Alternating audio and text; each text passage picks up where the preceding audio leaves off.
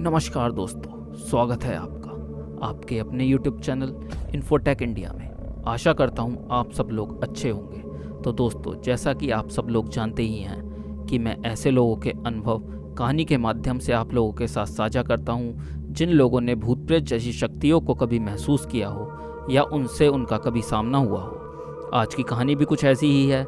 पहले चैनल का इंट्रो फिर आकर कहानी शुरू करता हूँ। तब तक आप कहीं मत जाइएगा, बने रहिए इस कहानी में हमारे साथ। और अगर आप हमारे चैनल पर नए हैं और आपने अभी तक हमारे चैनल इन्फोटेक इंडिया को सब्सक्राइब नहीं किया है तो चैनल को सब्सक्राइब करके बेल आइकन को ज़रूर दबा दें ताकि हमारी आने वाली सभी वीडियोस की नोटिफिकेशन आपको मिले सबसे पहले।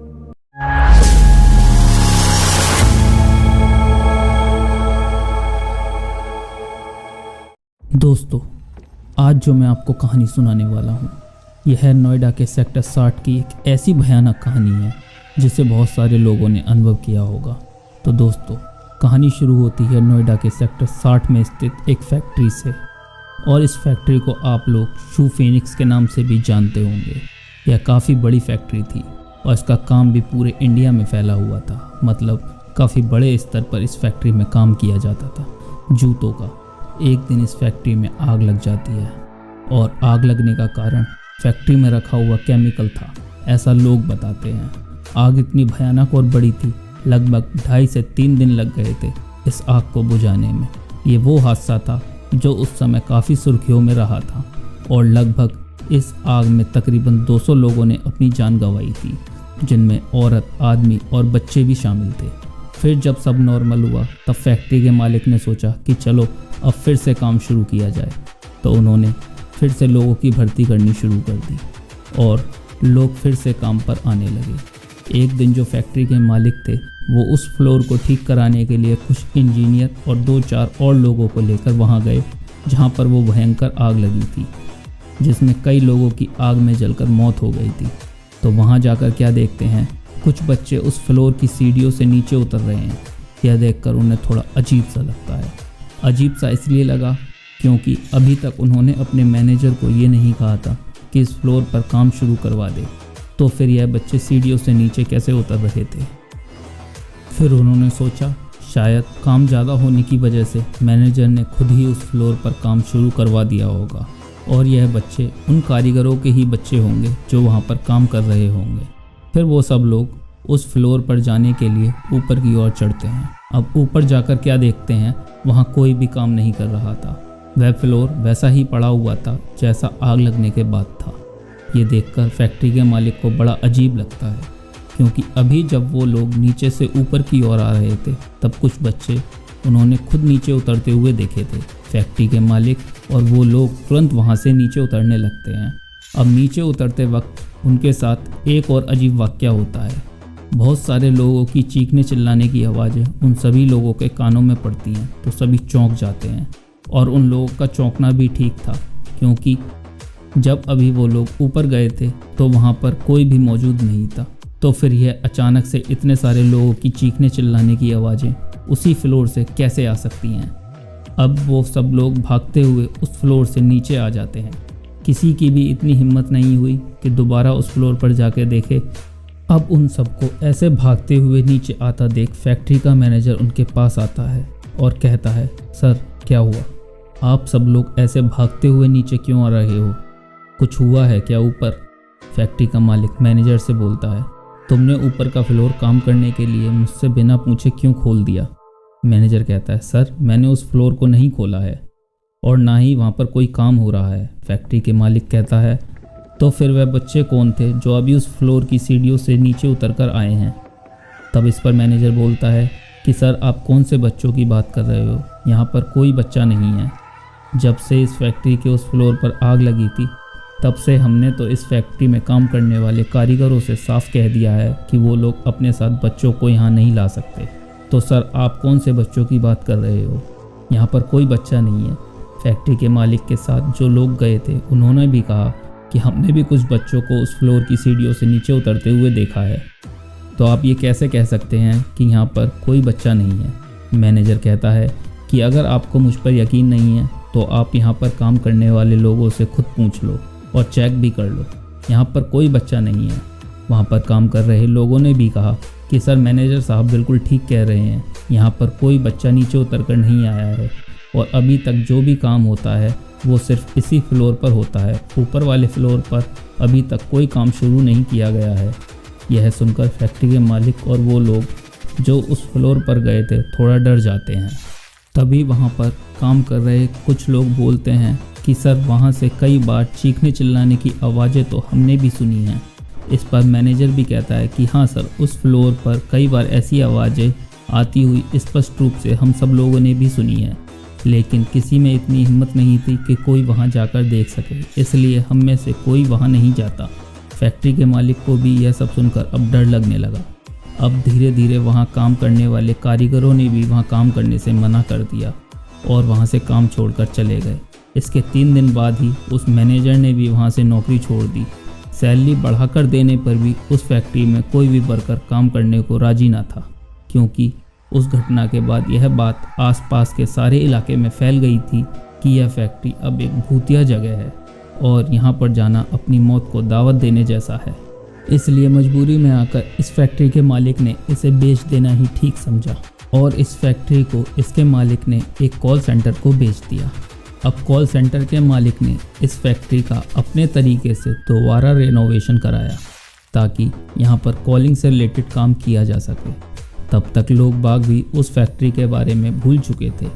अब कॉल सेंटर वालों ने काम करने के लिए लोगों की हायरिंग करना शुरू किया। नए पुराने सभी लोगों के इंटरव्यू लिए गए और उन्हें कॉल सेंटर में भर्ती कर लिया गया। तकरीबन 500 से 600 लोगों की भर्ती की गई, जिसमें लड़के लड़कियां दोनों ही शामिल थे। अब यहाँ से कहानी शुरू होती है रुचि नाम की लड़की की, जिसके साथ वहाँ कुछ ऐसा हुआ जिसे याद करके आज भी वो डर के मारे सहम सी जाती है। यहाँ पर मैं आपको बता दूं कि कहानी में मैंने इनका नाम चेंज कर दिया है। जिनके साथ ये घटना घटी उनका वास्तविक नाम रुचि नहीं है और आप लोग समझ सकते हैं कि मैंने नाम चेंज क्यों किया है। इसलिए चलिए अब कहानी पर आता हूँ। तो ये लड़की रुचि भी इस कॉल सेंटर की जॉब के लिए इंटरव्यू देती है और सिलेक्ट हो जाती है। तो इनसे कहा जाता है कि 1 हफ्ते की ट्रेनिंग होगी जिसमें आपको सिखाया जाएगा कि कॉलिंग की जॉब को कैसे किया जाता है, मतलब कॉलिंग कैसे की जाती है, बात कैसे की जाती है, लोगों की समस्याओं का समाधान कैसे किया जाता है। इसके बाद आप जॉब करने के लिए पूरी तरीके से तैयार हो जाओगे। तो इन्होंने कहा ठीक है और अगले दिन ये टाइम से उस कॉल सेंटर पर पहुंच जाती हैं। उन सबको ट्रेनिंग के लिए टीमों में डिवाइड कर दिया जाता है। एक टीम में लगभग 40 से 50 लोग ट्रेनिंग लेंगे, यह सब डिसाइड कर लिया जाता है और वहीं पर एक बड़े से कॉन्फ्रेंस हॉल में ये ट्रेनिंग होती है। ट्रेनिंग के दौरान रुचि पानी पीने के लिए कॉन्फ्रेंस हॉल से जैसे ही बाहर निकलती है तो जहां पानी का जग रखा था वहां एक बेंच भी रखी हुई थी। रुचि देखती है कि उस बेंच पर एक औरत जिसका आधा चेहरा जला हुआ है वह रुचि को घूर रही है। उसे ऐसा घूरता देख ये बहुत डर जाती है और बिना पानी पिए ही वापस उस कॉन्फ्रेंस हॉल के अंदर भाग के जाती हैं, जहां टीम हेड उसकी टीम को ट्रेनिंग दे रहा था। इसे ऐसे अचानक से बाहर से अंदर आते जब टीम हेड ने देखा और इससे पूछा क्या हुआ, तुम इतनी जल्दी पानी पीकर वापस भी आ गई। रुचि ने कहा पानी तो मैंने पिया ही नहीं, बाहर एक जली हुई औरत बैठी है जो कि बहुत डरावनी लग रही है, उसे देखकर मैं डर के मारे वापस चली आई। टीम हेड ने कहा क्या कोई जली हुई औरत, ऐसा कैसे हो सकता है, ये तुम क्या कह रही हो। चलो मैं चलता हूँ तुम्हारे साथ, मुझे दिखाओ कहाँ है वो जली हुई औरत। तभी टीम हेड और उसकी टीम के कुछ मेंबर्स बाहर आते हैं जहाँ वो पानी का जग रखा हुआ था और सारी जगह को अच्छे से चेक करते हैं, लेकिन उन्हें वहाँ पर कोई नहीं दिखता। तो टीम हेड कहता है तुम्हें ज़रूर कोई वहम हुआ होगा, यहाँ ऐसा कुछ नहीं है। फिर सब लोग वापस उसी कॉन्फ्रेंस हॉल में आ जाते हैं जहाँ ट्रेनिंग होनी थी और अपनी उस दिन की ट्रेनिंग को ख़त्म करके अपने अपने घर चले जाते हैं। उसके बाद बाकी की ट्रेनिंग अच्छे से हो जाती है, लेकिन उस इंसिडेंट के बाद वहाँ जितने भी लोग थे सब ने कुछ ना कुछ महसूस ज़रूर किया, लेकिन किसी ने ज़्यादा कुछ कहा नहीं। फिर ट्रेनिंग ख़त्म होकर जॉब का दिन भी आ जाता है। अब सबको एक एक डेस्क दे दी जाती है और इन्हें टारगेट दे दिया जाता है कि ये टारगेट तुम लोगों को पूरा करना है। सब अपनी अपनी डेस्क पर बैठने के लिए चले जाते हैं और रुचि भी अपनी डेस्क पर बैठने के लिए जाती है।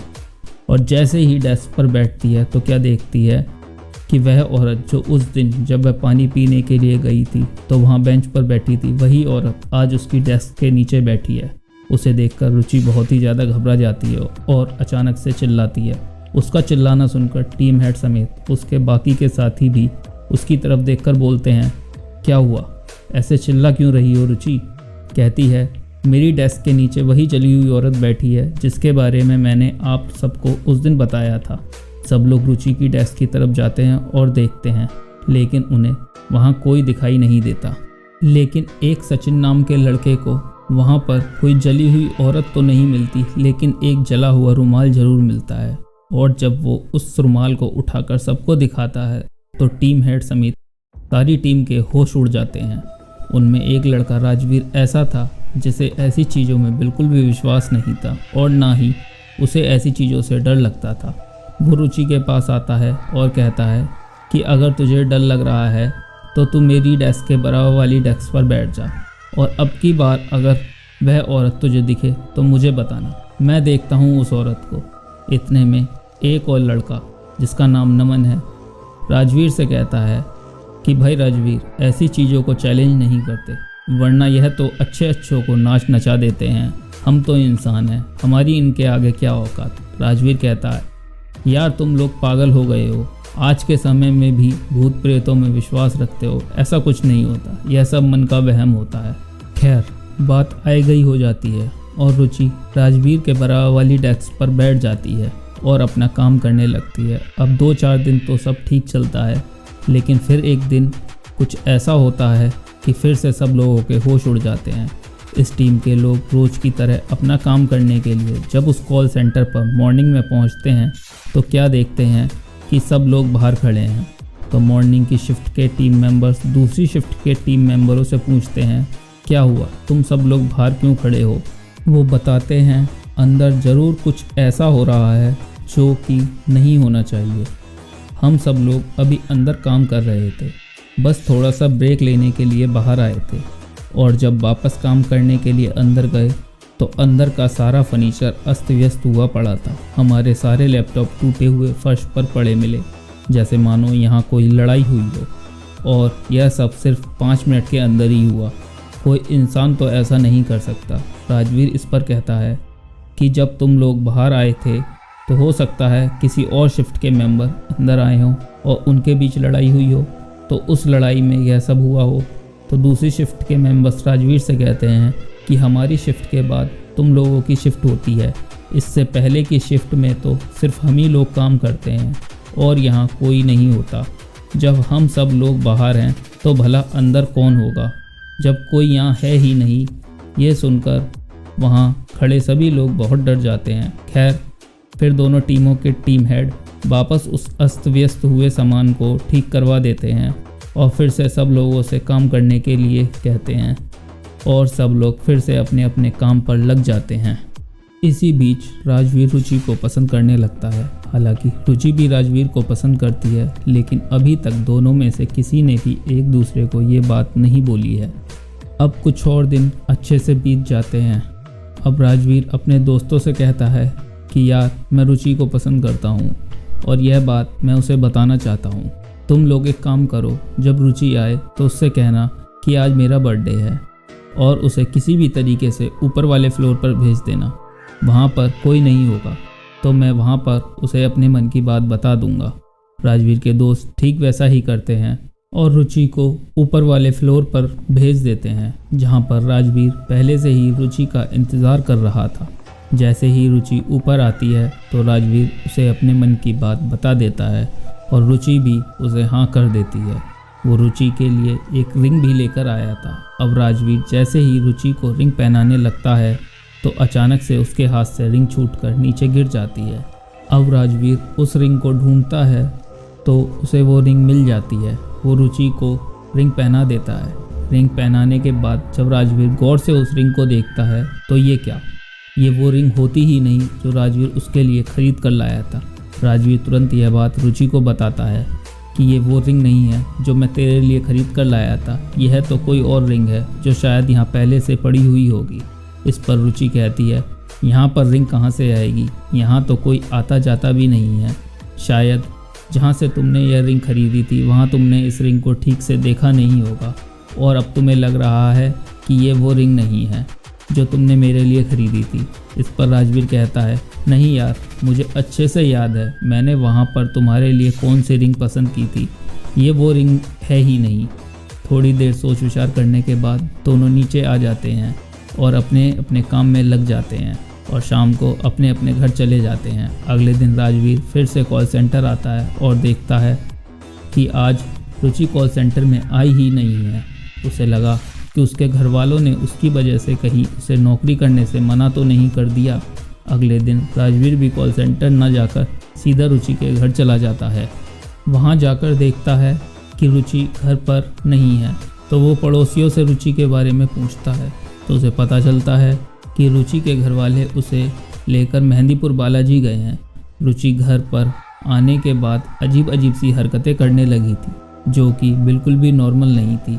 वह जली हुई औरत न जाने कैसे रुचि के घर तक आ गई थी, रुचि को अपने घर में दिखाई देती थी।